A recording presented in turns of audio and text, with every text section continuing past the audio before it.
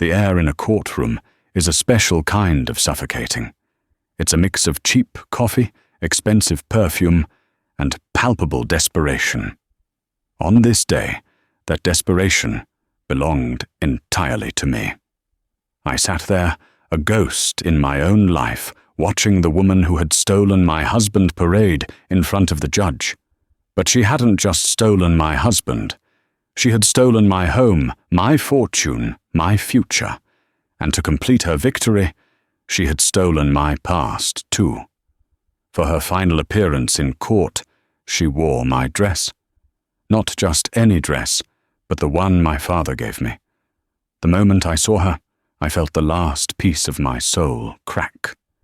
But they say the darkest hour is just before the dawn. And my dawn was about to walk through the courtroom doors.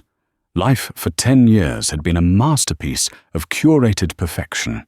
Our penthouse on East 72nd Street wasn't just a home, it was a testament to the Montgomery name, a fortress of glass and steel overlooking Central Park.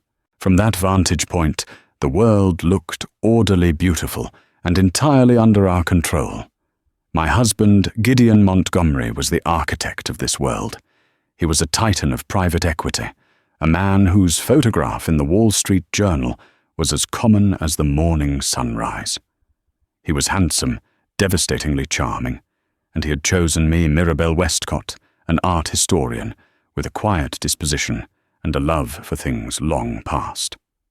Our marriage was to the outside world an enviable union of power and grace. Gideon handled the world of numbers and hostile takeovers. I handled the world of silent auctions and charity galas. I was the perfect accessory, the hostess with an encyclopedic knowledge of French Impressionism and a smile that could disarm his most aggressive business rivals. I believed we were a team. I believed we were in love. I now understand that I was merely the most valuable and most overlooked asset in his portfolio. The cracks, when they began to appear, were so fine, I dismissed them as paranoia. There were the late nights at the office that became more frequent, explained away by a volatile market.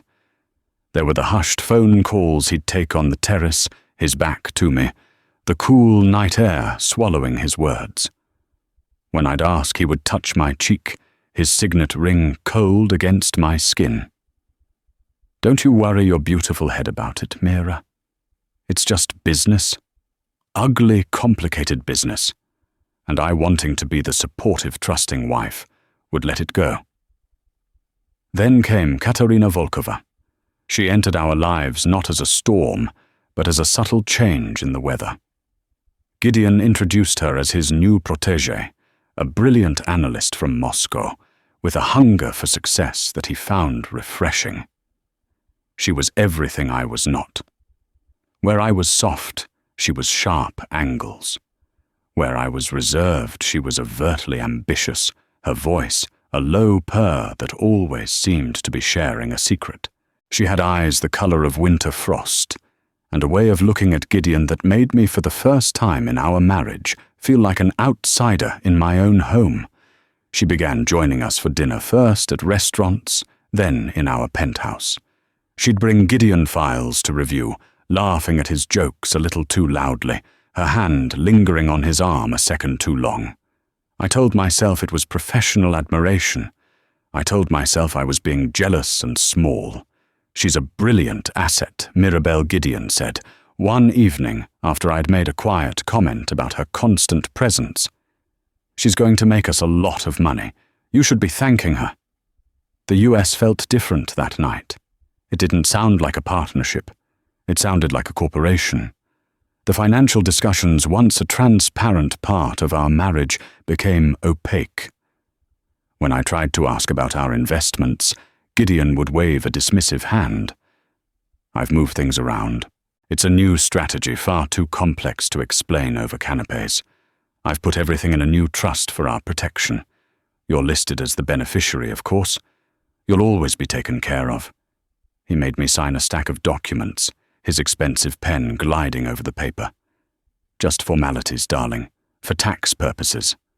I signed. I trusted him.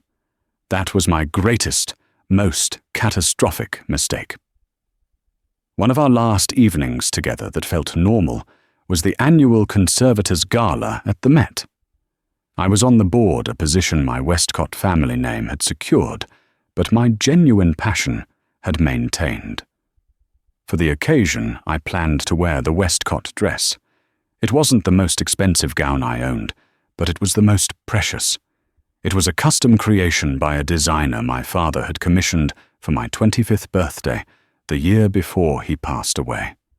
It was made of emerald green silk that shimmered like a living thing, cut in a classic, timeless style.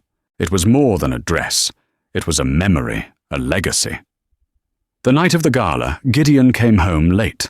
I was already dressed, standing by the floor-to-ceiling windows, the city lights twinkling below. He walked in, loosening his tie, his eyes barely registering me. "Change of plans," he said, his voice clipped. "We have to meet a potential investor for a late dinner." Something more subdued. "But Gideon, the gala can manage without you for 1 year, Mirabelle. This is a $1 billion deal. Put on the black Chanel. It's more appropriate." He didn't even look at the emerald dress. He just saw an obstacle to a business deal. I felt a sharp, painful pang of disappointment. But I did as he asked. I carefully hung the green silk gown back in its garment bag at the very back of my walk-in closet, a sanctuary of fabrics and memories he no longer seemed interested in entering. We went to a sterile modernist restaurant downtown. The investor never showed. We waited for 2 hours. Instead, Katerina arrived breathless and apologetic. He was called away on an emergency, she explained, sliding into the booth beside Gideon. He sends his deepest regrets. The three of us had dinner. They talked business, a language of acronyms and projections that I couldn't penetrate. I sat in my subdued black Chanel invisible, while Katerina, in a fiery red dress, commanded Gideon's complete attention. I watched her hand rest on his thigh under the table. I watched him not move it away. That night, driving home in the silent town car, I knew. I didn't have proof, I didn't have a confession, but I knew my gilded cage was collapsing. The orderly, beautiful world seen from our penthouse window was a lie. And I was about to be pushed out. The end came 2 weeks later. It was brutally efficient, executed with the same impersonal precision Gideon applied to a corporate takeover. There was no tearful confession, no dramatic confrontation. There was only a crisp white envelope delivered by a courier to our front door. My name was on it. Inside were divorce papers. I was standing in the marble foyer, the thick, creamy paper cold in my hands, when Gideon walked in. He wasn't returning from work. He was merely there to supervise the transition. He was flanked by 2 stern-looking men in dark suits. Katerina was with him. She stood slightly behind him, a proprietary smirk playing on her lips. She looked at me not with pity, but with triumph. "Gideon, what is this?" My voice was a whisper, the sound absorbed by the cavernous space. He didn't look me in the eye. He looked at a point just over my shoulder, as if addressing a subordinate. "It's self-explanatory, Mirabelle. The marriage is over. I'd advise you to cooperate. It will be much less unpleasant for everyone." Unpleasant. The word felt absurd. My world was tilting on its axis. 10 years, Gideon. You're ending 10 years with a courier. 10 years of you living off my hard work, Katerina interjected, her voice sharp. It's time you stood on your own 2 feet. I finally looked at her, truly saw her. The ambition in her eyes wasn't just for a corner office. It was for my entire life. She wanted to erase me and take my place. You have 1 hour to pack a bag with your personal effects, Gideon said, his tone final. My security will escort you out. The locks are being changed. Panic, cold and sharp, pierced through my shock. My things, Gideon. This is my home. my clothes, my books, my father's paintings. The penthouse is a corporate asset held by the Montgomery Trust, he said, reciting the line as if from a legal document. As are its contents. According to the prenuptial agreement you signed, all assets acquired during the marriage belong to the party who acquired them. You brought nothing into this marriage, Mirabelle. You leave with nothing. The prenuptial agreement. I stammered, my mind racing back to that day in his lawyer's office. I remembered a simple document protecting his initial fortune, but fair about our shared life. That's not what it said. It provided for me. He gave a thin, cruel smile. You should have read the updated version more closely, the one you signed 6 months ago with the trust documents. It was all very clear. The stack of papers he'd called formalities, the ones he'd rushed me through. My blood ran cold. I had been systematically, lovingly, surgically excised from my own life. The two men stepped forward. I stumbled backward up the grand staircase, my mind a vortex of confusion and horror. In my bedroom, our bedroom Katerina, was already there, pulling my clothes from the closet, tossing them onto the bed. She held up a cashmere sweater, examining the label before discarding it. "Don't worry," she said, without looking at me. "I'll make sure your things go to a charity. Some poor woman will be very grateful." I saw red. All the confusion and hurt coalesced into a single point of pure rage. "Get your hands off my things." She turned her eyes glittering. "They're not yours anymore." "None of this is." I walked to my closet, my hands shaking. I didn't reach for the designer bags or the expensive shoes. I went to the very back, to the long, dark green garment bag. I had to leave with that dress. It was the only thing that felt real, the only part of me that Gideon had never managed to touch. It was gone. The garment bag was empty. The hanger was bare. I turned to Katerina, a silent question screaming in my eyes. She smiled a slow, venomous curl of her lips. "Looking for something, I had it sent for cleaning. It's a beautiful dress. I think it will fit me perfectly." That was the moment I broke. The security guards had to physically pull me from the apartment. I was allowed one suitcase. I threw in some basics, a few sentimental photographs I managed to grab, and my mother's jewelry box.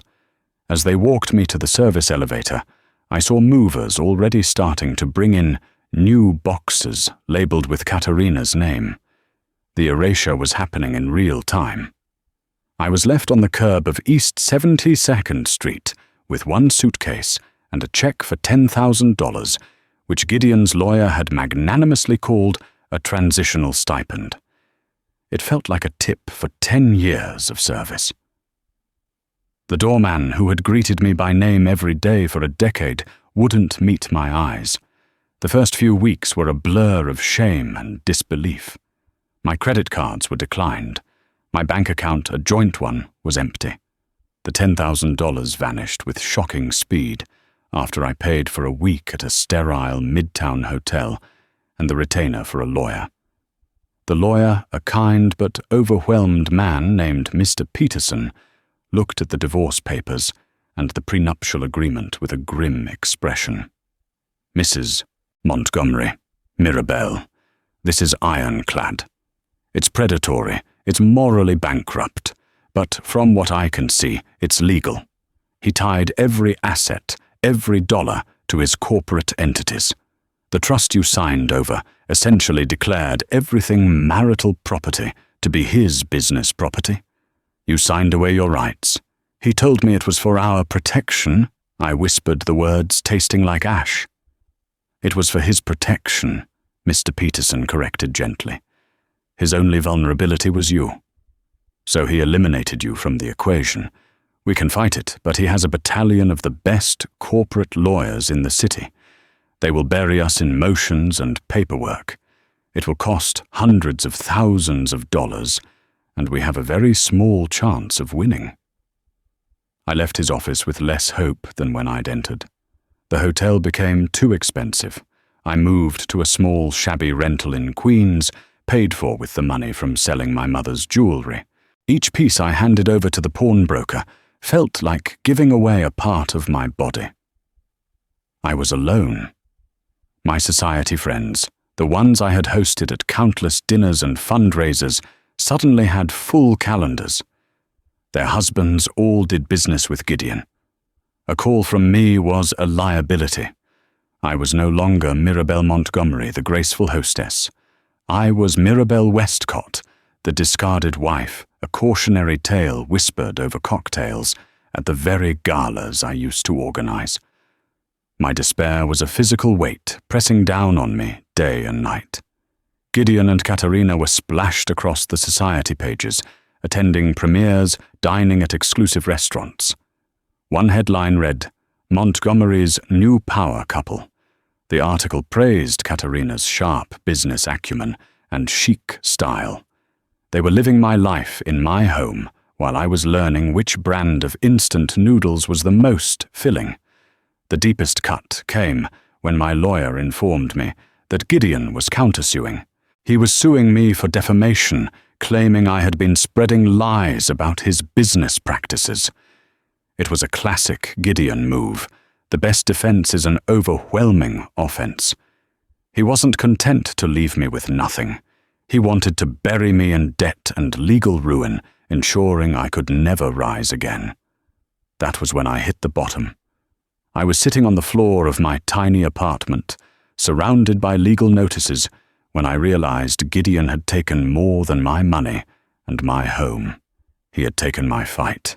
He had left me so broken that I was ready to give up. As I stared at the wall, my gaze fell upon the only piece of art I had left, a small, unassuming landscape painting that had belonged to my father. It was the only thing I had grabbed that the movers hadn't catalogued as a significant asset. It was a painting of the Westcott ancestral home in the English countryside. And looking at it, I remembered who I was before I was Mrs. Montgomery. I was a Westcott. My family had a history, a legacy. It wasn't as flashy or as modern as Gideon's empire of numbers, but it was real. It was mine. And in the darkest corner of my mind, a tiny, forgotten ember of defiance began to glow. He had planned for every contingency, outmaneuvered me, legally and financially. But there was one person in the world he had never accounted for, one person he had always underestimated and dismissed: my older brother.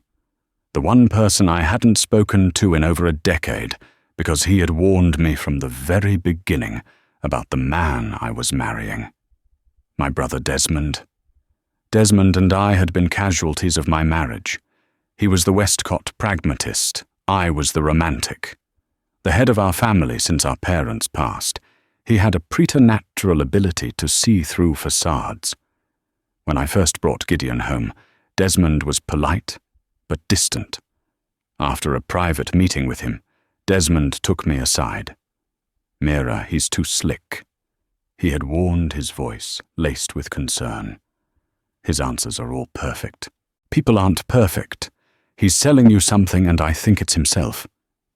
I, blinded by Gideon's charm and the whirlwind romance, accused Desmond of being cynical and jealous. The words, spoken in anger, created a chasm between us. He went back to Silicon Valley, where he was building a disruptive tech empire from the ground up, and I stepped into Gideon's world. Our communication dwindled to polite, infrequent holiday cards. He never met the Mrs. Montgomery I became, and for that I was now profoundly grateful. Making that call was the hardest thing I'd ever had to do. It was an admission of my failure, a confession that he had been right all along. I sat on the lumpy mattress of my Queen's apartment for an hour, the cheap burner phone I'd bought feeling like a 50-pound weight in my hand. My fingers trembled as I dialed the number I still knew by heart. He answered on the second ring. Westcott. His voice was the same, deep steady, no nonsense. Des, my voice cracked. A decade of distance collapsed in that single syllable. There was a pause on the other end of the line. I could hear the faint hum of a server room, the sound of his world. Mirabelle. Is everything all right? The dam broke. The carefully constructed composure I maintained for the outside world crumbled. I told him everything. The affair, the deception, the doctored prenup, the public humiliation, the emerald dress Katerina had stolen. I talked until my throat was raw, the story pouring out of me in a torrent of grief and rage. He didn't interrupt. He just listened. When I finally finished, the silence on the line was not empty. It was heavy dense, with a gathering storm. "Where are you right now?" he asked, his voice dangerously calm. I gave him the address. "Don't go anywhere. Don't talk to anyone. I'm on my way." He hung up. It was only then I realized I had no idea what on my way meant. He was in Palo Alto, 3,000 miles away. 12 hours later, there was a knock on my door. I opened it to find Desmond standing in the grim fluorescent-lit hallway.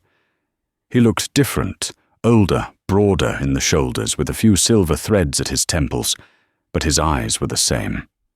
Sharp, intelligent, and right now filled with a cold fury that was more terrifying than any shouting I'd ever heard from Gideon. He stepped inside his expensive leather shoes, looking comically out of place on the peeling linoleum. His gaze swept over the tiny, depressing room, taking in every detail of my fallen state. He didn't say "I told you so." He just set his briefcase down and turned to me. "First, you're not staying here," he said. He had already booked me a suite at the Carlyle under a different name. "Second, you're firing your lawyer. Peterson is a good man, but he's bringing a knife to a gunfight. I'm bringing in my own team. Des, I can't afford the Carlyle. I can't afford any team." He looked at me as if I'd said something utterly ridiculous. My sister is not going to be bankrupted and humiliated by that glorified sociopath. The Westcott name is not going down because of him. This is no longer about your money, Mira.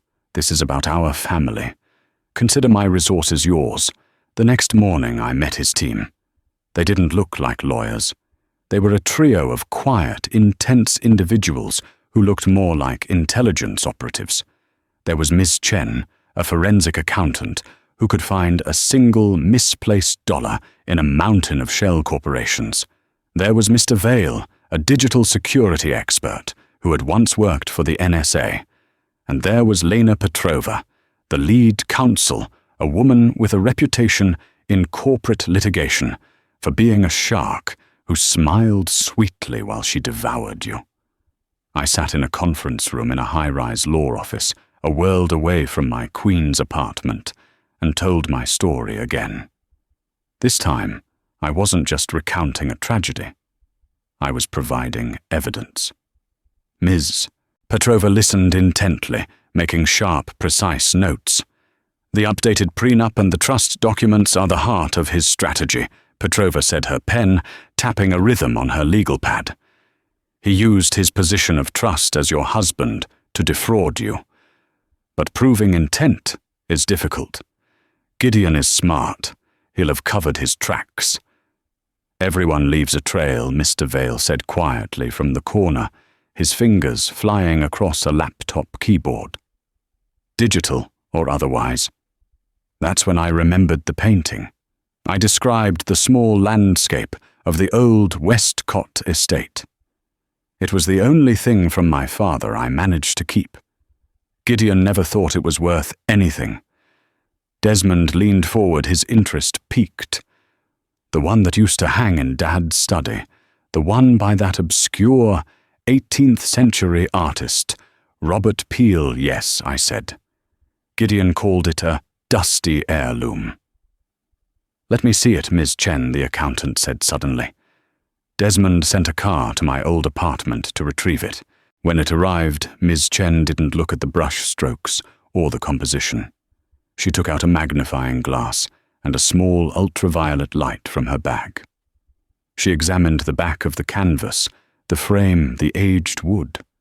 After several minutes of intense silence, she pointed to a faint, almost invisible stamp on the wooden frame. "There," she said. "This isn't just a painting. It was catalogued by Lloyd's of London in 1958. It was part of a larger collection that was insured as a single entity. The Westcott Collection." Petrova's eyes lit up. "A collection, not individual pieces." "Precisely," Chen said. "Our father was clever," she explained, turning to me. "He legally structured his art collection under a single indivisible trust to prevent it from being broken up by future generations. To sell one piece is to break the trust. The trust document specifies that it must remain in the possession of a direct Westcott blood relative. I remember signing something about that when we probated Dad's will," Desmond murmured. "I thought it was just legal boilerplate." A slow dawning realization began to spread across my face. Gideon. He always pushed me to sell off some of the lesser pieces from my father's collection. He said we needed more liquidity. I always refused. "He wasn't trying to get liquidity," Petrova said, a grim smile forming. "He was trying to get you to break the Westcott Trust. If you had sold a single piece, you would have violated the terms. The entire collection's ownership would have become legally ambiguous, and in the ensuing chaos of a divorce, he could have argued it was a marital asset and absorbed it. He hadn't just been playing a long game. He'd been playing a different game entirely. His goal wasn't just to take what we had built together, but to plunder my family's history, my legacy. The little painting he'd dismissed as worthless was the very thing that had, by my refusal to sell it, protected my entire inheritance. He failed to break the trust, Desmond said, his voice low and hard. So he pivoted. He created a new trust, the Montgomery Trust, and tricked you into signing everything over to it. But the Westcott Trust predates it, Petrova stated, and its terms are explicit. He can't touch it. What we need to find now is where he funneled the liquid assets he did manage to siphon off. He built his empire with your family's seed money and social capital Mirabelle. We're going to prove it. Mr. Vale looked up from his computer. I may have a starting point. 6 months ago, the same day, the new trust was activated. Montgomery Holdings purchased a data storage company based in the Cayman Islands. It's a ghost. No employees, no clients. Just a bank account. And a very large single incoming wire transfer. For the first time in months, the heavy weight on my chest lifted, replaced by something fierce and unfamiliar hope. This wasn't just a glimmer anymore. It was the first light of a fire. Gideon thought he was fighting a broken, destitute woman. He had no idea he was about to go to war with a Westcott. The following weeks were a masterclass in strategic warfare, orchestrated by Desmond with the cold precision of a chess grandmaster. While Gideon and Katerina were flaunting their new life in the society pages, Desmond's team was operating in the shadows, dismantling Gideon's carefully constructed empire, brick by digital brick. Our headquarters was a sterile, glass-walled conference room that buzzed with quiet intensity 24 hours a day. It became my sanctuary and my war room. I was no longer a victim. I was a key asset. My memories of conversations, of names Gideon had mentioned in passing, of trips he had taken, became the threads Ms. Chen and Mr. Vale pulled on. He mentioned a ski trip to Zurich 2 years ago. I recalled one afternoon staring at a complex web of interconnected company names on a whiteboard. He said it was a boys' trip, but he came back with documents he was very secretive about. He put them in his personal safe, not the main office. Within an hour, Vale had cross-referenced flight manifests and hotel records. Gideon hadn't been on a boys' trip. he had shared a suite with a senior partner from a notoriously discreet Swiss banking firm. Chen then focused her forensic accounting on untraceable transactions that occurred within 48 hours of that trip. A pattern began to emerge. Gideon was using my family's established financial reputation as collateral for a series of high-risk off-the-books loans from foreign banks. He would leverage our joint assets to secure the loan, invest it through a shell corporation, then pay back the principal from the shell corp's profits, pocketing the difference. It was a brilliant, highly illegal house of cards. He was using your clean name to play in the mud. Desmond summarized, his jaw tight. If any deal went south, the loan would default back to the marital assets, and you would be on the hook, your family's legacy ruined. If it succeeded, the profits vanished into his offshore accounts. It was worse than I could have imagined. He hadn't just been cheating on me. He had been using me as a human shield for financial treason.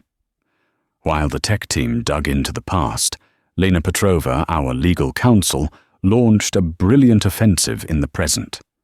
She didn't go after the prenup directly. Instead, she filed a motion for discovery on Gideon's entire business enterprise, claiming that he had used marital funds, specifically the income from my Westcott trust, to fund his company. She argued that I wasn't just a wife, I was an unwilling and uncredited founding investor in Montgomery Holdings. Gideon's lawyers, a high-priced firm named Cromwell and Swain, laughed it off. They sent back a condescending letter stating that Montgomery Holdings was a separate legal entity, and my claims were frivolous. They filed a motion to have our case dismissed. "Let them be arrogant," Petrova said with a wolfish grin. "Pride is a liability. They think we're bluffing. They have no idea what we have." My role shifted. Petrova began preparing me for the deposition. For hours each day, she would grill me, acting as Gideon's ruthless attorney. She poked at my insecurities, questioned my intelligence, and twisted my words. "Mrs. Montgomery, isn't it true that you had no understanding of your husband's complex financial dealings? Isn't it true that you were merely interested in the benefits of his wealth, the clothes, the parties, the status?" She'd ask, her voice dripping with disdain. At first I faltered.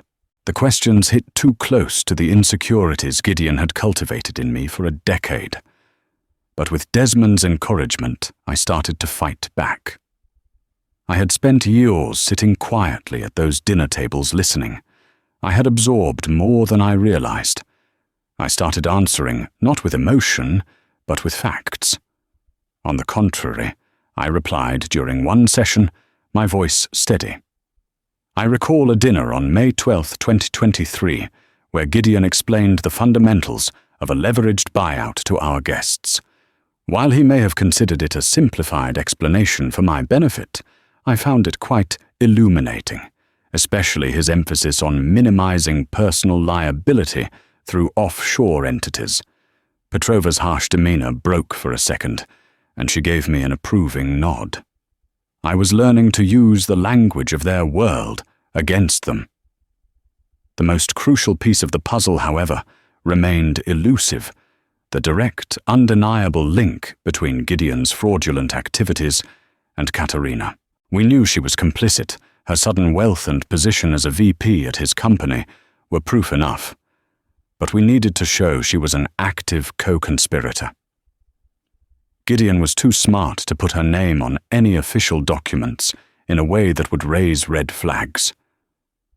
That's when I remembered something else. A piece of art. Not one of my father's classics, but a gaudy modern sculpture Gideon had bought for Katerina as a welcome gift when she first made partner. It was a hideous tangle of polished chrome and neon lights. Katerina had gushed over it, insisting it be placed in the main living room. I hated that thing, I told the team. It was so out of place. Gideon said it was from a trendy new artist, a Russian named Volkov. Vale's fingers froze over his keyboard. Volkov same as her last name. It was her brother, he announced 10 minutes later, pulling up an article from a European art blog. An unknown artist with no gallery representation. The sculpture was a one-off commission. He paid $500,000 for it. Chen added her eyes wide as she scanned a financial statement she'd unearthed from a discretionary fund linked to an account in Cyprus.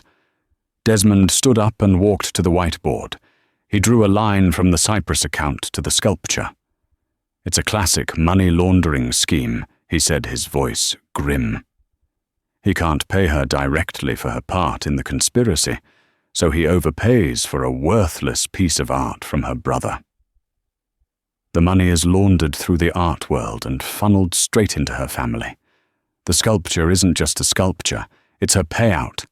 It was the smoking gun. The final critical piece of evidence that elevated this from a bitter divorce to a criminal conspiracy. They hadn't just schemed to defraud me, they had committed international money laundering. "They won't see this coming," Petrova said, her voice filled with icy confidence. "They're preparing for a divorce hearing. We're preparing for a prosecution." As the court date approached, a strange calm settled over me.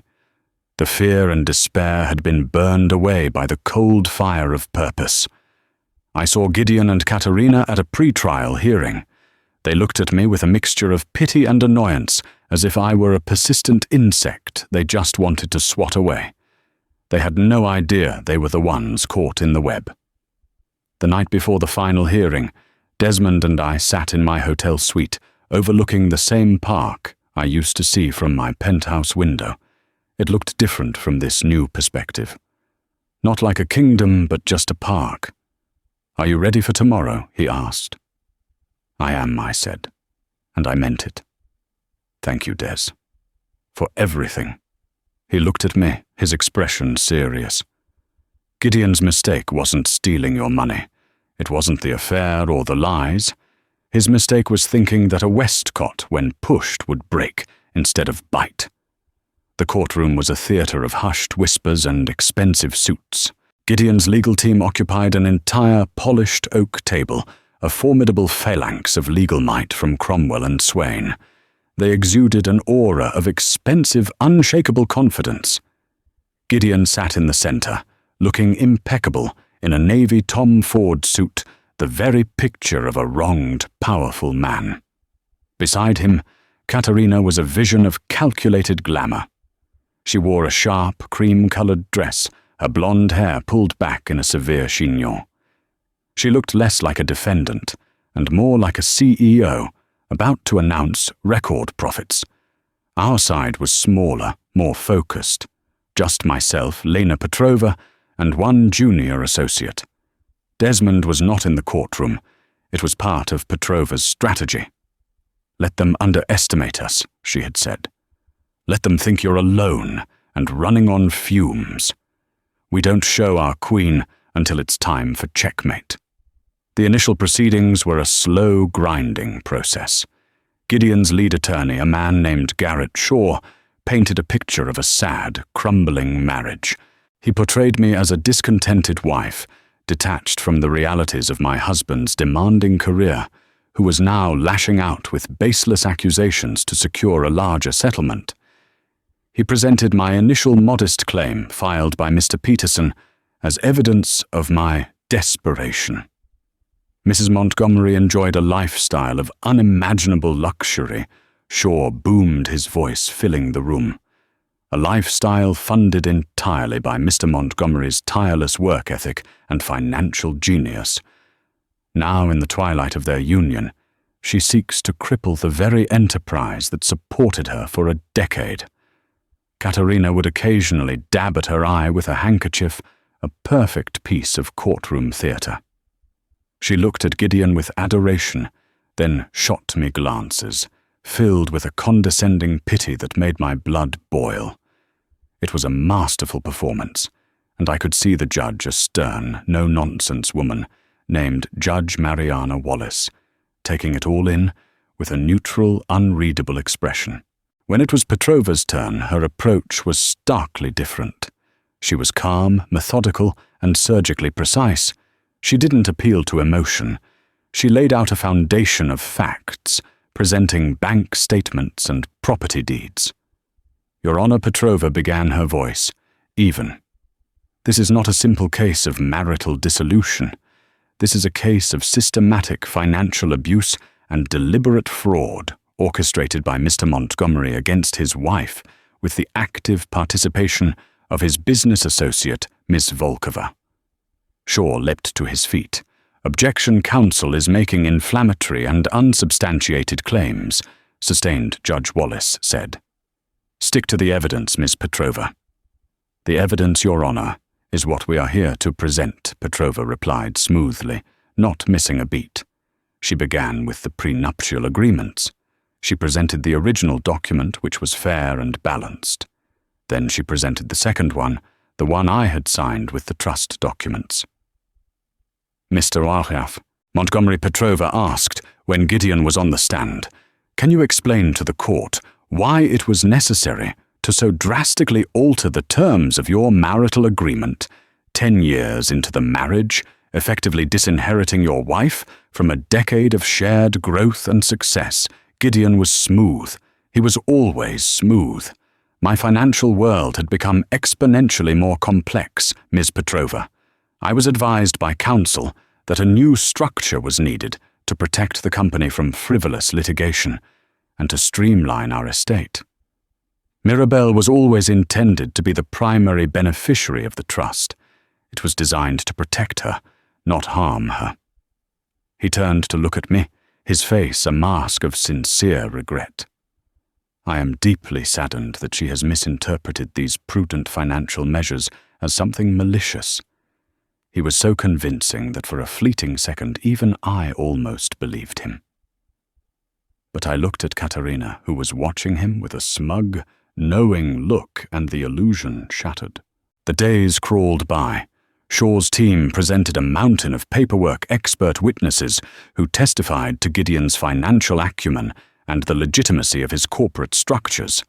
They were building a wall, a fortress of legal jargon and plausible deniability. Our arguments, while legally sound, seemed to be chipping away at the edges, while the core of their defense remained untouched. I could feel the momentum in the courtroom shifting in their favor. The whispers from the gallery were sympathetic to Gideon. I was being recast as the greedy, vengeful ex-wife. Katerina's deposition was particularly galling. She played the part of the loyal employee who had been unfairly caught in the crossfire. She spoke of Gideon's brilliance, his mentorship. When Petrova questioned her about her rapid promotion and significant salary increases, she was ready. I work hard, Miss Petrova, she said, her voice laced with indignation. Unlike some people, I didn't marry my success. I earned it. The barb was aimed directly at me, and it landed. Petrova pressed her about her relationship with Gideon. We have a close working relationship, Katerina said coolly. Our work is our life. It requires absolute trust and dedication. Mrs. Montgomery never understood that. It was a perfect non-denial denial. She admitted nothing, yet implied everything. She was painting me as the clueless, unsupportive wife who drove her husband into the arms of a more understanding colleague. During a recess, I felt my resolve beginning to fray. They're twisting everything I whispered to Petrova in the hallway. They're making me look like the villain. Let them. Petrova said, her eyes fixed on the courtroom door. They're playing their final hand. They think they've won. They're getting comfortable. That's exactly where we want them. The most difficult day was when they brought in the art appraiser. He was a slick, well-rehearsed expert who testified that the contents of the penthouse, including my family's heirlooms, had all been officially appraised and logged as corporate assets of the Montgomery Trust. He dismissed my father's paintings as being of moderate value, but significant sentimental attachment, legally irrelevant. He was effectively testifying that my past had been legally acquired by Gideon. Shaw ended the day's proceedings with a flourish. "Your Honor, the evidence is overwhelming." Mrs. Montgomery signed the documents. The assets are legally protected within the trust. Her claims of fraud are the unfortunate but baseless accusations of a woman scorned. We move for a summary judgment in favor of my client. Judge Wallace looked at Petrova. "Ms. Petrova, the burden of proof is on you. Thus far you have presented a compelling narrative, but Mr. Shaw has presented signed documents. Unless you have something more definitive, I will be inclined to grant his motion." The judge scheduled the final hearing for the following morning. It was the moment we had been waiting for. The moment to pull the pin from the grenade. As we left the courthouse, I saw Gideon place a hand on the small of Katerina's back, whispering something in her ear. She laughed, a bright, triumphant sound that echoed in the marble hall. They thought it was over. They had no idea. The morning of the final hearing felt charged, the air thick with finality. The gallery was packed with journalists and legal spectators, all there to witness the end of the Montgomery divorce. Gideon and his legal team arrived, looking relaxed, exuding the calm confidence of men who knew they had already won. Then, just before the judge entered, Katerina walked in, and a hush fell over the room. She was wearing my dress. The emerald green silk gown my father had given me shimmered under the harsh courtroom lights, a slash of vibrant living color in a world of muted tones. She had tailored it to fit her sharp, angular frame, transforming it from a symbol of cherished memory into a trophy of conquest. She walked past my table, and for a fraction of a second her eyes met mine, glittering with triumphant, undisguised malice. It was a gesture of ultimate psychological warfare, a final, brutal twist of the knife. She wasn't just taking my future. She was wearing my past, daring me to break. I felt the blood drain from my face. Every memory associated with that dress, my father's proud smile, a waltz at a long-ago party, was being desecrated. I could feel the hot sting of tears, the choking lump of despair in my throat. This was her victory lap, performed in the one piece of my history I had treasured most. Lena Petrova placed a calming hand on my arm, her grip like steel. "Breathe Mirabelle," she whispered, her voice a low command. "Do not give her the satisfaction. Look at her, and remember why we are here." I took a deep, shuddering breath and did as she said. The grief, the heartbreak, it all began to curdle. It burned away, leaving behind something cold, hard, and pure rage. A silent, focused rage that sharpened my senses and solidified my resolve. She thought the dress was my weakness. She didn't understand that it was a symbol of my legacy. By wearing it, she had just declared war on the wrong family. Judge Wallace entered, and the proceedings began. Gideon's lead attorney, Garrett Shaw, stood to deliver his closing remarks, his chest puffed out. "Your Honor," he began, "as we have demonstrated conclusively, the claims made by the plaintiff are without merit. This is a simple matter of contractual law. A valid prenuptial agreement was signed, an agreement that protects Mr. Montgomery's assets from precisely this kind of baseless attack." He was 5 minutes into his speech when the main doors at the back of the courtroom opened quietly. Desmond Westcott walked in. He was alone, dressed in a simple, perfectly tailored grey suit, carrying a single slim leather briefcase. He didn't make a sound, simply taking a seat in the back row like any other spectator.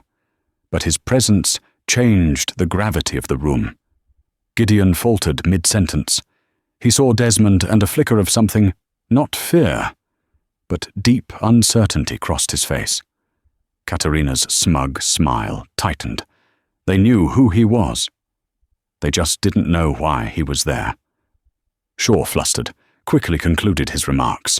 Judge Wallace then looked to my table. Ms. Petrova, do you have anything new to present before I make my ruling, yes, Your Honor? Petrova said, rising slowly. We do. I would like to call a surprise witness to the stand. Shaw leaped up. Objection. The discovery period is closed. Counsel is grandstanding. This is not a witness to the marriage, Your Honor, Petrova said calmly, her voice cutting through his protests. This is a witness to the criminal conspiracy at the heart of this case. The evidence was only fully corroborated late last night. I call Mr. Anton Volkov. The name dropped like a stone in the silent room. Katerina went rigid, her face instantly draining of all color. She looked as if she had been struck. A side door opened, and a nervous, pale young man was led in. He looked terrified. Petrova's questioning was brief and brutal. Mr. Volkov, are you a sculptor?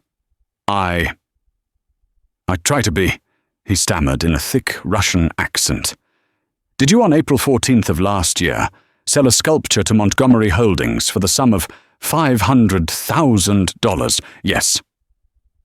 Mr. Volkov, what is the highest price you had ever received for a piece of your art before that sale? He swallowed hard, avoiding his sister's panicked glare.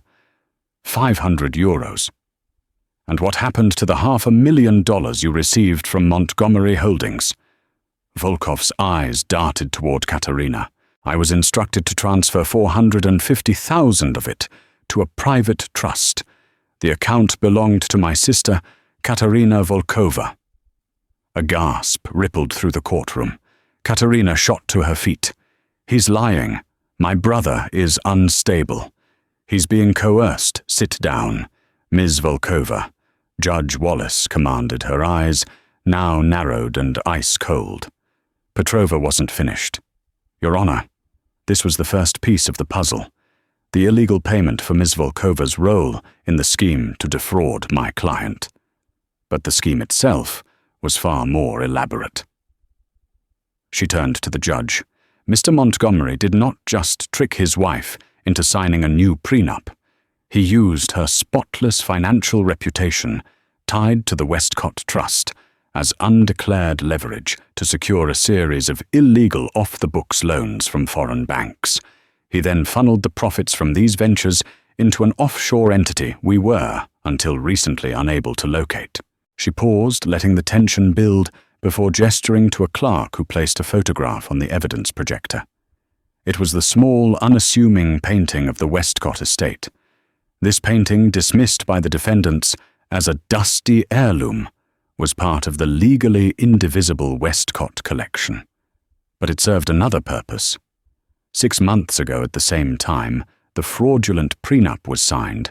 Mr. Montgomery took out a massive separate insurance policy on this single painting. He insured it for $20 million. Gideon was now ashen, his composure utterly gone. He stared at the image of the painting as if it were a ghost. Why would he do that? Petrova continued, her voice ringing with conviction. Because the painting itself became the primary asset, the collateral for his Cayman Islands shell corporation. A corporation named, with breathtaking arrogance, Emerald Holdings. At the name Emerald, I looked at the dress Katerina was wearing, the color suddenly seeming obscene. The blood in my veins turned to ice. It wasn't a random act of cruelty. The dress, the corporation, it was all part of their sick, private joke, a celebration of their crime. Petrova's voice rose to a crescendo. Your Honor, Mr. Montgomery didn't just steal my client's money. He used her family's legacy as the vehicle for his crimes. He leveraged her history to erase her future. The wire transfers, the false insurance valuations, the illegal loans, the money laundering through the art sale to Ms. Volkova's brother. We have it all. At that moment, Desmond stood up. He walked from the back of the courtroom and placed his slim briefcase on Petrova's table. He opened it, revealing not files, but a single, sleek hard drive. The gentleman who just entered is Desmond Westcott, my client's brother, Petrova announced. and the evidence he has provided contains the unencrypted records from the Swiss bank, the full transaction history of Emerald Holdings, and sworn affidavits from 2 of Mr. Montgomery's former partners. The originals were delivered to the U.S. Attorney's Office for the Southern District of New York an hour ago. The room erupted. Shaw was on his feet, sputtering objections, but it was too late. The fortress had been breached. The house of cards had spectacularly collapsed. Silence. Judge Wallace's gavel cracked like a whip. Her face was a mask of cold fury. She looked directly at Gideon and Katerina, her contempt palpable.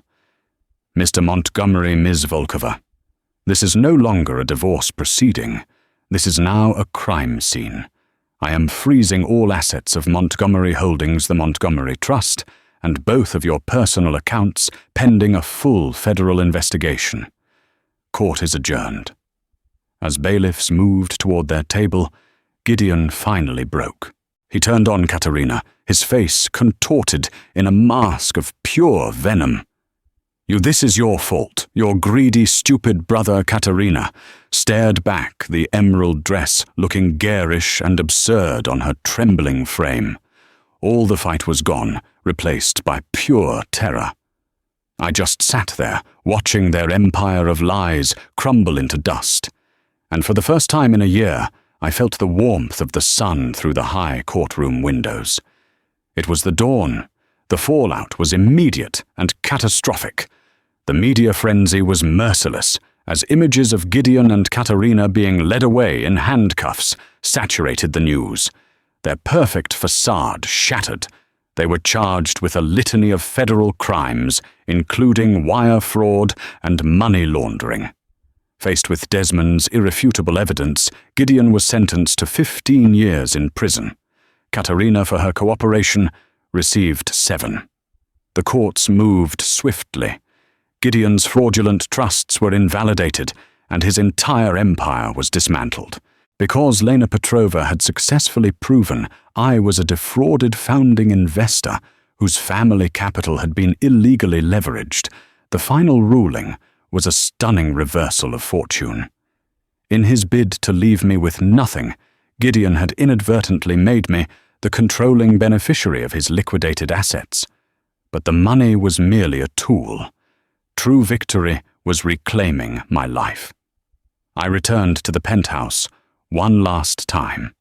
The emerald dress sealed in an evidence bag was a relic of a life I no longer wanted. I cut the shimmering silk into shreds and discarded it without ceremony. I then sold the penthouse, the cars, and every remnant of my marriage, systematically purging my world of Gideon's influence. With the proceeds, I established the Westcott Foundation for Art Preservation, ensuring my father's collection would be protected and shared with the world. I bought a historic brownstone in the West Village and opened my own private restoration studio. The quiet, meticulous work of revealing the beauty beneath layers of grime and decay became the rhythm of my new life, a reflection of my own story. Desmond and I, our bond forged anew in the fire of the trial, were closer than ever. You know, he told me during one visit, looking around my sunlit studio, Gideon's mistake wasn't just his greed. It was thinking a Westcott, when pushed, would break instead of bite.